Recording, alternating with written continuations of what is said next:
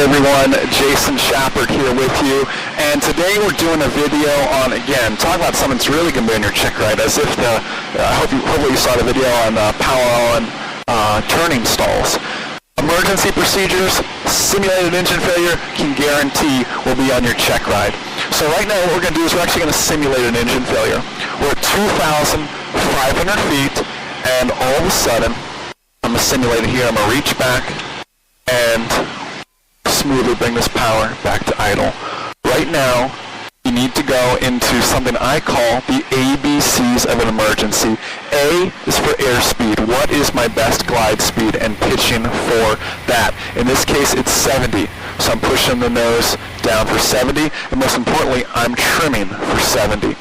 B in our ABCs is my best landing area. Keep it in mind, your best landing area might be behind you or below you. So I'm looking around, I got houses out there, but I've got this great field off to my right, so I'm going to start heading that direction. The important thing is, start heading towards your best landing area. Now again, really keep in mind, it might be behind you or below you, because you got an instructor like me, sometimes I like to put that perfect field or perfect grass strip right underneath you, because students get what I call tunnel vision. They only want to look out, so far as what's happening. Don't forget to look around behind you and underneath you as well.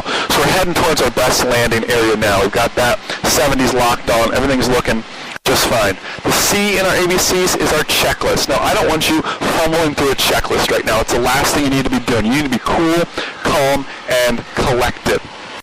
All right, so I need you to memorize a flow check. Our flow check in this case for our ABCs would be, let's troubleshoot. My fuel selector valve's on both, my mixture's rich. I'm going to go ahead and turn my carburetor heat on. Maybe it's a carb ice problem. Coming across, my primer's in and locked, so it didn't inadvertently flood the engine. Check my ignition switch, it's in the on position. Let's try to crank it up again. Crank, crank, crank, crank, crank. Darn it, nothing happened. Okay, let's come over, try to restart. That didn't work. What am I going to squawk? 7700 for emergency. Try somebody at 121.5, or try someone on a controlled frequency. Don't get on your local Unicom frequency. Somebody on a controlled frequency that can really help you and do that. Now that's the flow check. I start on the floor. I worked my way up and over across my panel.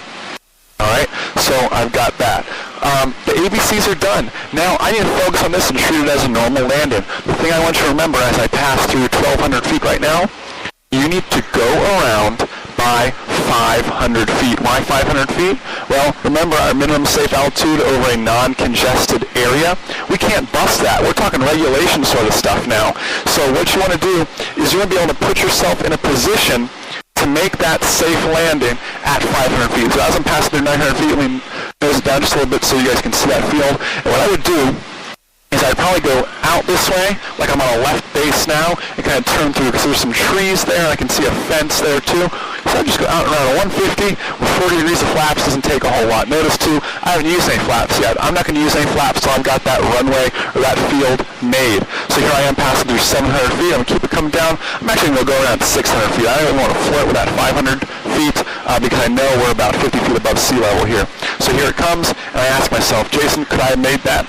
Sure as heck could have made that. All right, carb heat comes in, smoothly applying full power, going around.